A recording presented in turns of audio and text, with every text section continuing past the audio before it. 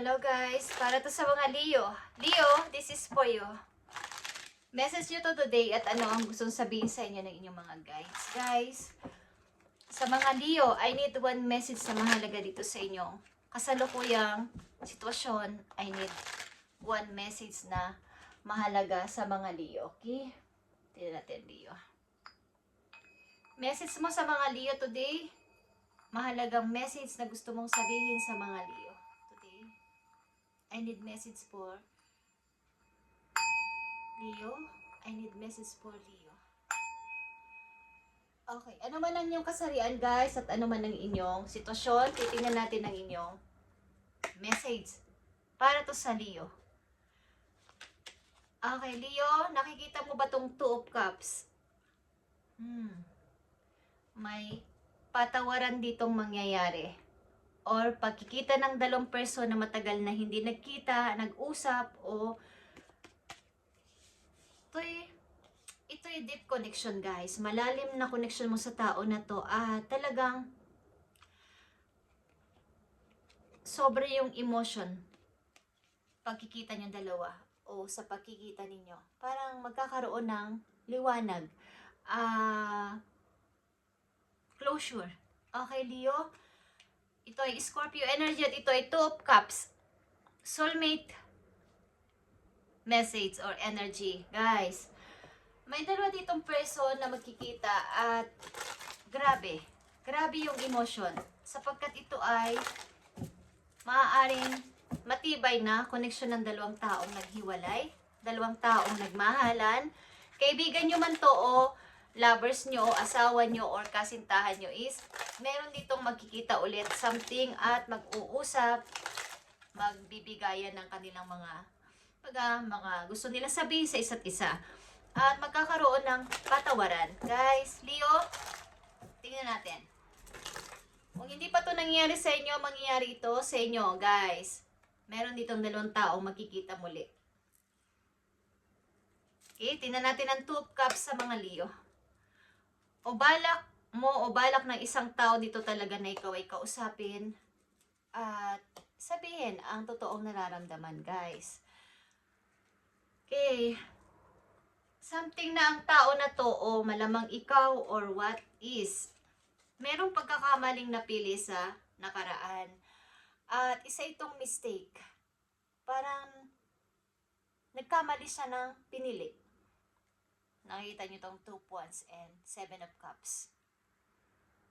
Nadaya, natukso, nadaya, or something na hindi nakita noon ang talagang kung sino ba talaga ang totoong mahal ko o sino ba talaga ang totoong tao para sa akin. Okay, Leo? Two of Cups, King of Pentacles, Ace of Swords, and Ace of Pentacles. Okay, guys? Something na ang tao na to ay nagkaroon ng kamalayan. Kabulatan na dapat pala kay Leo ko to hinandog. Okay? Ang tao na to ay grounded, guys, loyal, at provider, or talagang yung taong independent. Okay? But, maybe sa nakaraan, merong pagkakamaling naganap o may mga option siyang pinagpilian at nagkamali siya. Okay? May pagsisisi dito, guys. So, tingnan natin, Leo, ang nakaraan dito sa sitwasyon ninyo. Base dito sa Two of Cups na message po you. Maring ang tao na to ay handa kang bigyan ng offer at handa kang nagkaroon siya ng kaliwanagan, clarity sa kanyang isip na dapat ikaw yung nandyan sa tabi niya. Okay? Leo, tingnan natin ang message dito sa nakaraan ninyong dalawa ng unang message sa iyo na Two of Cups. Tingnan natin sa mga Leo. Sa madaling salita, meron sa inyo makikipagbalikan, guys, o gusto makipag-usap sa inyong nakaraan. Nakikita nyo to. Eight of Swords. Okay. Sa nakaraan ninyo, okay, Six of Swords, Page of Wands, and Two of Pentacles. So, nakaraan is maaaring may tukso talaga nangyari dito. At maaari din na may reason. Maaaring may tinulungan ng iyong person. At nagkaroon dito ng hindi Kumbaga, hindi talaga ito yung kanyang pakay. Okay? Sobra siyang nalungkot. Sobra siyang na-disappoint dito. At dumadating o dumarating ang time na siya ay namimili o gusto nang mamili sa kasalukuyan kung sino. But, andito pa din yung pagja-juggling, guys. Okay, may pagsisisi sa yung person sa kanyang ginawa o sa kanyang nagawa sa'yo, okay? So, maaaring ang pagbabalik ng person na to ay hindi man kayo maging kayo pa rin is merong gusto niyang unawain o gusto niyang ipaliwanag, gusto niyang sabihin para magkaroon kayo ng kapatawaran or something na pagkalinaw sa inyong paghihiwalay. Okay, Leo. So, tingnan natin itong 2 cups na to sa mga susunod na message po yun, Leo. Ang person mo, ang tao mo ay nagsisisi sa kanyang nagawang mistake o pagkakamali. Okay. Tingnan natin, Leo, ang 2 cups dito. I need 2 messages lang dito for you. So, ang tao mo ay nakatingin pa rin sa iyo sa malayo. Ito man ay energy ng King of Wands. Ang person na to ay provider talaga. At kung ito ay haligi ng tahanan, talagang maaasahan mo. Okay? At nakatingin to sa iyo sa malayo. Hindi ka man niya kayang lapitan o kausapin manis. Mayroong pagsisisi sa back ng kanyang mind. May pag-i-stalk din dito, guys. Okay? 2 of Cups, guys. Gusto niya ng freedom. Gusto niya ng freedom at kailan kaya ito mangyayari? Okay, gusto niya lumaya sa kanyang kasalukuyang sitwasyon at maaaring papunta sa'yo. Okay, Leo? Nagsisisi ang person na to sa nagawa niya sa iyong pagkakamali. Maaaring ito ay, ko alam kung natukso or may nung nagawa sa isang tao at hindi nagkaintindihan o hindi nagkaroon ng parang misunderstanding. Okay, na-miss. Okay, guys.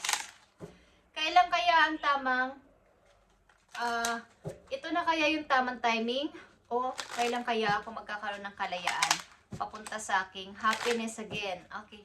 Leo, tingnan natin ang message dito. Dito sa 2 of Cups na may kaugnayan dito sa inyong sitwasyon. Tingnan natin. Leo. So, gusto niya ng pagbabago, guys. Okay? Change is here. Andito ang house. At nandito ang countership. Okay, guys? So, gusto kanya makasama sa isang bubong. Something, guys. Ito ay isang ugnayan ng dalawa taong talaga nagmahalan o nagmamahalan, guys.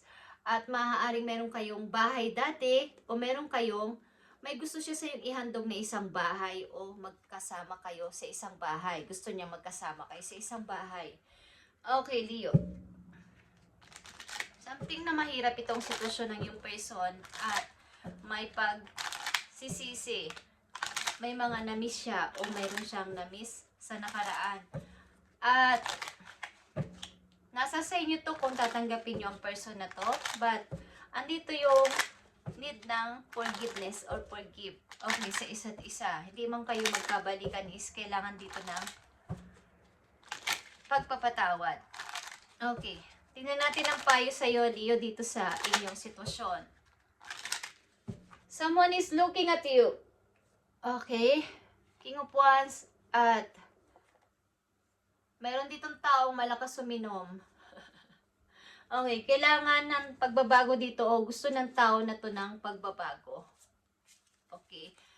Something change sa kanyang buhay at maaaring nakatira kayo sa isang bubong dati or kayo ay gusto kanya makasama sa isang bahay. Okay. Kailangan dito ng person na to ng gusto niya ng kalayaan, freedom sa kanyang sarili. At naghihintay siya ng tamang timing na gawin ito, Leo. Tingnan natin ang message o advice sa inyong sitwasyon, Leo. So make sure you don't start seeing yourself through the eyes of those who don't value you. You need to know your worth even when others don't. You are not what people think of you. Okay. Sa side mo is Huwag mong isipin o huwag ka mag-start sa sarili mo na hindi nakikita ang iyong value. Okay? Ang iyong kahalagahan. At kailangan mong malaman na ikaw ay kung karapat dapat ka mag-start ng bago. At huwag mong isipin ang sasabihin ng mga tao sa iyo kung ano ang kanilang tingin kung bakit ganito yung naging sitwasyon mo. Ang ilan din sa iyo ay tuloy-tuloy sa pag-move on, okay, after ng ganitong klaseng sitwasyon sa buhay ninyo. At maraming gustong gawin pa sa buhay, marami pang gustong matuklasan. At ang ilan sa inyo dito ay maaaring kailangan ng closure sa tao na to, sa inyong unang nakasama. At para magkaroon kayo ng bagong pasimula sa bagong ninyong sisimulang relasyon. Tingnan natin ang message sa iyo, Leo, sa inyo. Galing sa inyong spirit animals. Kung kayo ay nasa relasyon na at may kasama na sa buhay, sa kasalukuyan, ang tao na to sa iyong nakaraan ay still looking at you. Okay, Leo, tingnan natin. So, dito ang passion, Leo. The dragon is reminder of your strong will and fiery personality. Sapagkat ang mga Leo ay fire, okay, kayo ay sundin ninyo ang inyong passion simula sa araw na to. Kayang-kaya nyo tong i-handle at ipakita sa lahat na kayo ay isang fire sign. Kayo ay nag-aapoy sa inyong mga gustong gawin sa buhay. Okay? You are being asked to practice self-control. Magkaroon ka din ng pagpapractice sa iyong self-control. Kung ikaw ay galit, pigil-pigilan mo paminsan-minsan, Leo. Okay? And be cautious so that your passion does not lead into your trouble.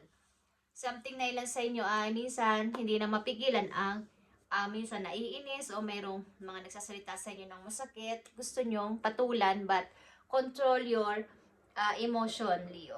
Okay? So, maaaring kayo ay nasa relasyon na sa ngayon, sa kasalukuyan, but dito sa inyong nakaraan, may gusto sa inyo makipag-usap muli at magkaroon ng closure ang inyong nangyaring hiwalayan. Okay? Maaaring ang tao na to ay this time, gusto ka na niyang handugan ng kung ano, opera ng kung ano, at hindi niya lang alam kung anong sitwasyon mo sa ngayon. Tingnan natin, Leo. Eclipse is here, a moment of darkness. Okay, dumaan ka sa ganitong klaseng panahon sa buhay mo. Yung parang dark ang paligid at para siyang eclipse. Okay, moment of darkness sa buhay mo is dumaan but andito ka at nagpapatuloy sa buhay. Something ngayon sa inyo ay want lang ng happiness sa inyong sarili at may mga gawin pa at itry pa sa inyong kasalukuyan. Okay, guys? Last message po you, Leo.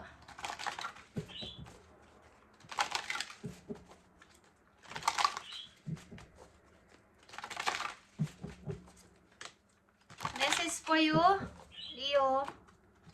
Leo.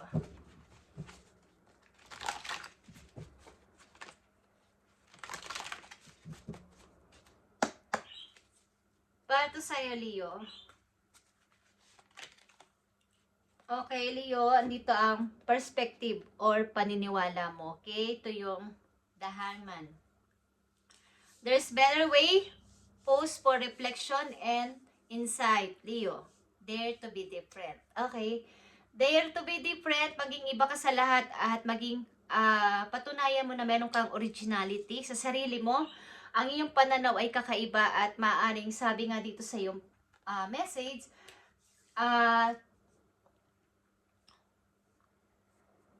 who don't value, you need to know your worth even when others don't. Okay? Maging different ka, maging kakaiba ka sa kanila. Baga, landasin mo ang gusto mo landasin na hindi naman sa payo nila o hindi sa kanilang utos, hindi sa kanilang pagmamanipula. Is ikaw ang masunod sa gusto mo. Okay? Ito ay iyong pananaw o paniniwala sa sarili mo. At ikaw ay meron talagang sariling kakayanan. Okay, mga Leo na nandito. At something na mag-isip-isip ka at alam mo ang gagawin mo. Meron kang inner power at ang mga Leo na nandito ay meron silang self-guide. Okay? Mas naniniwala sila sa kanilang sariling pananaw at sa sinusunod nila ang kanilang inner voice, ang inyong intuition. Okay? Mas maniwala kayo sa sarili ninyo at umiba kesa sa lahat. Okay? Huwag palaging pasunod-sunod kung kani-kanino. At kaya nyo naman kahit na kayo lang mag-isa. Okay, Leo? Ito ang inyong message today. At something galing sa nakaraan, may taong gusto sa inyo makipag-usap muli. Something, pakikipagkasundo para magkaroon ng kaliwanagan, closure ba, at katahimikan bilang pasimula sa inyong bagong lalandasin sa buhay niyo. Okay? At maaaring nagpapatuloy kayo sa buhay at may iba't ibang ginagawa sa ngayon sa kasalukuyan ninyo. At ang tao na to ay still looking at you guys. Okay? But nasa sa inyo yan kung ano ang unawa nyo sa kanyang paniniwala. Kung ang tao na to'y ano na ba ang nangyayari. But kayo na ang bahala sa inyong sitwasyon kung ano ang gagawin nyo sa person na to. Hindi man to makalapit sa inyo, pero lagi siya kayong tinitingnan o lagi nakasubaybay sa inyong mga ginagawa or saan man to. Okay? Leo, thank you and God bless.